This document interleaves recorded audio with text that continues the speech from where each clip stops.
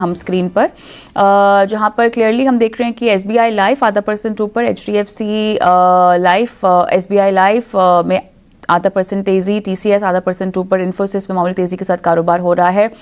और कमजोरी Apollo hospital लगभग 3.5% टूटा हुआ और पावर ग्रिड लगभग 3%, आयशर में हम देख रहे हैं 2.5% की कमजोरी और बजाज ऑटो में भी हम देख रहे हैं लगभग 3.5% की कमजोरी के साथ कारोबार होता हुआ दिखाई भी दे रहा है। और चलिए इस बीच हमारे साथ बाजार के मेहमान भी जुड़ गए हैं और उन्हीं से बाजार का एक चेक भी हम ले लेते हैं।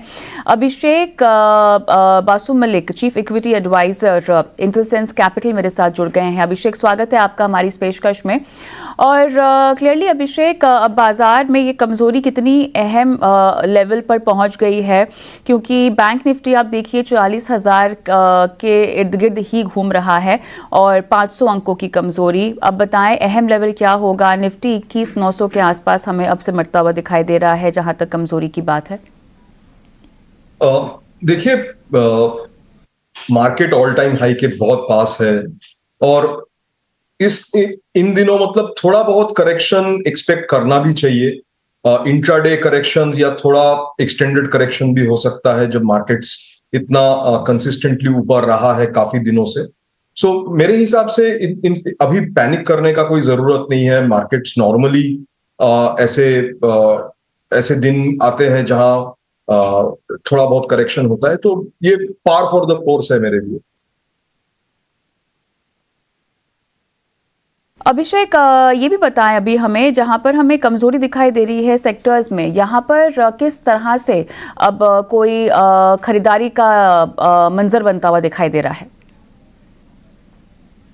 देखिए, जो भी सेक्टर्स में या कोई भी स्टॉक में जहां पे आपका वॉच लिस्ट में है कंपनीज, जिन कंपनीज में आपने थोड़ा बहुत आपको पता है कि इनका बिजनेस क्या है, ये क्या करती है, इनका अर्निंग्स कैसे आ सकता है अगले 1-1.5 साल में, उन कंपनीज को ऐसे मार्केट में जिस दिन गिरावट आता है थोड़ा थोड़ा करके एक्चुअली निवेश करने से over the long term benefit ज्यादा मिलता है। हम एक्चुअली उल्टा देखते हैं, मार्केट जिस दिन गिर जाता है लोग डर के बेचने लगते हैं। उसका एक्चुअली उल्टा अगर हम करें तो शायद थोड़ा सा ज्यादा बेनिफिशियल रहेगा। आप हमारे साथ बने रहें। और जिस तरह से हम देख रहे हैं कि बाजार अपने निचले स्तर पर फिलहाल कारोबार कर रहा है और मिड कैप स्मॉल कैप में भी हम देख रहे हैं कि बिकवाली का सेशन ज़्यादा है। मिड डे मार्केट का एक्शन क्या है, गौरव बताएं। जी हाँ, तो अगर हम मार्केट की बात करें तो सबसे पहले बात करते हैं निफ्टी रियल्टी स्टॉक की। और निफ्टी रियल्टी सेक्टर ये एक सेक्टर है जहाँ पे हमें काफ़ी ज़्यादा बिकवाली देखने को मिली है इस आज के मार्केट में। तो सबसे पहले अगर हम स्टॉक्स के नाम ले तो वो है शोभा लिमिटेड, स्वान एनर्जी, गोदरेज प्रॉपर्टीज़, ये कई स्टॉक्स है जहाँ पे हमें काफ़ी ज़्यादा सेलिंग देखने को मिला था मार्केट में। उसके अलावा कई और स्टॉक्स भी है जहाँ पे हमें ऑल टाइम हाई भी देखने को मिला है। तो जैसे कि रेनबो चिल्ड्रन हॉस्पिटल, अगर उसकी हम बात करें तो स्टॉक ऑलरेडी 7% अप है आज के दिन में। और वी गार्ड जो है वहाँ पर भी हमें एक ऑल टाइम हाई देखने को मिला था। हैवेल्स इंडिया है, वहाँ पे एक ऑल टाइम हाई देखने को मिला था। एचएएल लिमिटेड जो कि हिंदुस्तान एरोनॉटिकल लिमिटेड है, वहाँ पे भी एक स्टॉक ने ऑल टाइम हाई का लेवल जो है आज अचीव किया था आज के ट्रेड में। और इसी के साथ साथ वॉल्यूम्स की भी अगर बात करें तो उसमें से रेनबो चिल्ड्रन हॉस्पिटल और वी गार्ड जो है वहाँ पे वॉल्यूम्स भी काफ़ी स्ट्रॉन्ग है। तो मतलब कहीं पे जो ऑल टाइम हाई लेवल से वो सस्टेन होने की काफ़ी ज़्यादा चांसेस है। और इसके अलावा हमें काफ़ी अच्छे वॉल्यूम्स इसमें भी देखने मिले, जो है त्रिवेणी टर्बाइंस जो एक स्टॉक है वहाँ पे भी हमें काफ़ी अच्छे वॉल्यूम्स देखने को मिले थे। उसके अलावा अगर हम डिलीवरी की बात करें तो आवास फाइनेंशियल्स हो गए, सफ़ायर जो हो गया, जीआर इंफ्रा हो गया, ये कोई स्टॉक्स है जहाँ पे हमें काफ़ी ज़्यादा स्ट्रॉन्ग डिलीवरी आज देखने को मिली है अब तक के मार्केट के सेशन में। और आखिर में हमें कहीं पर सेलिंग भी देखने को मिला था इंफ्रा और इंजीनियरिंग के स्टॉक्स में। तो जैसे कि अगर कुछ नाम अगर हमें लेने हो तो जैसे कि अशोका बिल्डकॉन है जो कि आज 4% से डाउन ऑलरेडी है। आईआरबी इंफ्रा है जो कि 3.5% से डाउन है।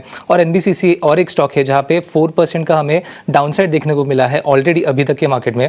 तो आगे जाके भी इन्हीं सब स्टॉक्स पे हमारी नज़र बनाए रखने के लिए काफ़ी ज़्यादा इंपॉर्टेंट रहेंगे अभी के जितने भी लेवल्स है वो।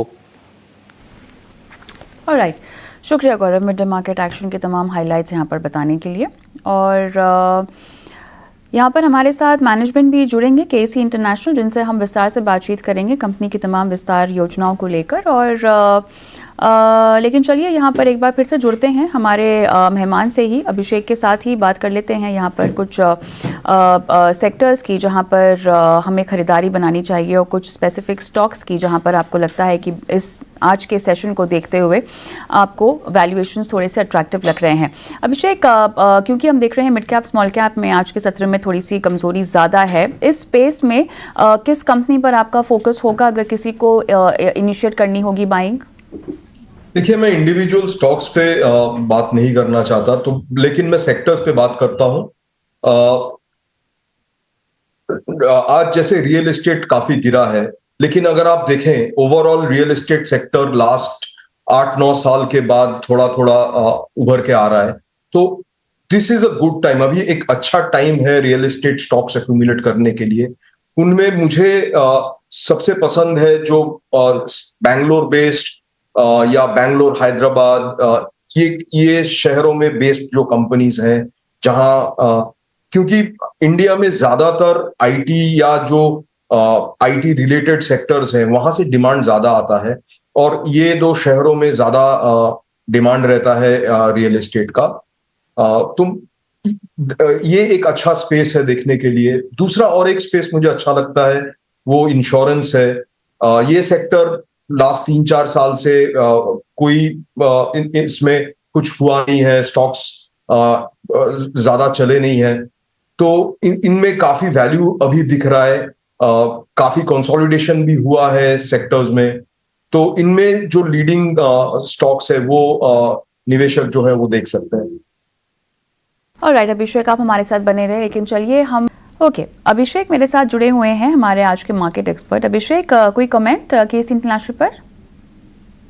देखिए, केसी एक बहुत ही अच्छी कंपनी है वर्किंग इन दिस स्पेस, जो ईपीसी स्पेस है। और जैसे कि हम देख रहे हैं ओवरऑल इंडिया में काफी इन्वेस्टमेंट्स हो रहा है अक्रॉस द स्पेक्ट्रम, पावर में, रेलवेज में, जैसे अभी इन्होंने कहा।